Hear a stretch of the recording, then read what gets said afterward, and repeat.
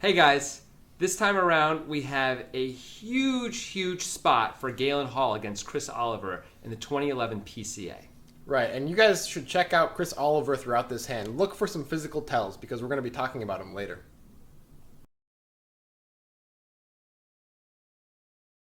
Galen Hall on the button has posted the small blind and is first to speak. Looks down at 8-4 offsuit. You can widen your range heads up and raise almost any two cards profitably from the button. He's made it 450,000. Oliver has ace deuce in the big blind. He'll make the call, and we will see a flop. The flop is 3-5 deuce. It's an up and down straight draw for Hall. Oliver still leads with a pair of twos and a gut shot straight draw.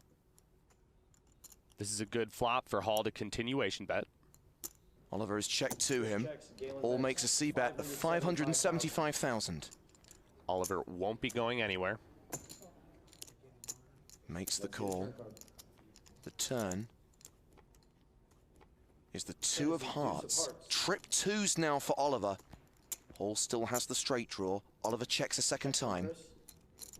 He checks the best turn card in the deck so Hall can fire again. But Hall checks behind. Hall makes a straight on the river, but Oliver has a full house. The absolute worst card in the deck for Hall as he makes a wheel. How much money is he gonna lose is the real question. Oliver sets the trap. He checks to him. What a trap indeed. He's just praying his opponent has a 4 as he does. Hall makes a value bet with his straight of 2 million. That is a full pot size bet. Now it's going to be back on Oliver. He is contemplating exactly how much he can check raise. Galen Hall has 9.5 million chips behind. There are 4 million chips in the pot. Come on. Chris Oliver shoves on Galen Hall. He's trying to end it here. As wild as Oliver is, it's still highly unlikely he ever shows up with the stone cold bluff. If Oliver was bluffing, he could have made a standard check raise rather than the all-in. Can Galen Hall get away from this? Only if he dismisses the idea of Oliver turning missed diamonds or a pair into a bluff and interprets this all-in overbet as a pure value bet to end it all. Oliver praying for a call. That is a large bet. Galen Hall brings up a great point here. This is a large bet, and that is the first thing that we really need to talk about here. And it's based on something that Galen Hall says after this hand is over. So it's an all-in bet for 10 million, where that is Hall's entire stack. Hall later says he thinks that if Oliver was bluffing, he would have made it smaller, something like 6.3 million, which is completely unbalanced and probably pretty bad. Yeah, that Oliver ends up making it so much when he doesn't have to. Because if Oliver was bluffing, there's just no reason to risk all these extra chips. He could make it 5 million. He could probably click it back to like 4.2 million, honestly, if he's bluffing. It's kind of all the same thing, right? So why would you risk the extra 4 or 5 million chips that he'd be doing here if he didn't have it? Right. So if that is the case, and Galen Hall later says it is, of course, that's reporting after the fact. Yeah. That's not good by Chris Oliver. He is going for the kill. I understand the desire here. He could just end the PCA right now and win the PCA. That's great. That's a huge opportunity. But he gives Galen Hall an out in a way because Galen Hall's hand now doesn't beat very much of Chris Oliver's value range at all, if any of it. Yeah, Oliver's value range is, I guess, sometimes a naked 4 like Hall has, but usually it's more like the flop nuts, which of course is 6-4, and full houses when it's value. Of course, there can be some bluffs in there too, for sure, in theory, right, which would be like missed diamonds. But that's about it. I guess he could be turning like a 5 into a bluff sometimes, I guess. Right, but Galen decides that those bluffs are a smaller part of Oliver's range due to the size of the bet, right, which is not good for Oliver here. The other thing which is important is that Galen sort of manufactures or engineers this play a little bit by betting so big on the river. Like if he bets 900,000 or something like that, and Oliver raises to some normal amount, like 2.6 million, I think Galen's going to find a call. Right. The difference being that when Galen Hall bets a pot-sized bet here, he immediately polarizes his own hand, meaning that Galen now is representing either a nutty type hand like a 4 or better or a bluff. And because of that, Oliver can't bluff as comfortably,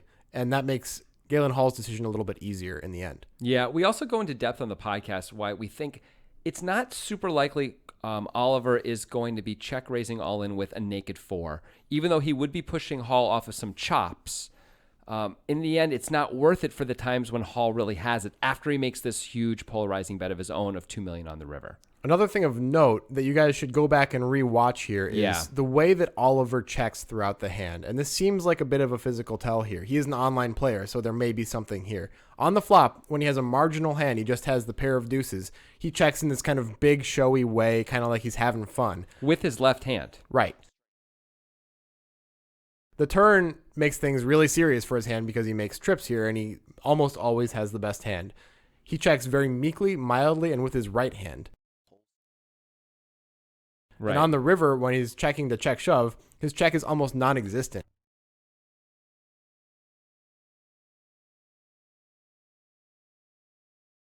Yeah. And when he shoves, he's like, I'm all in.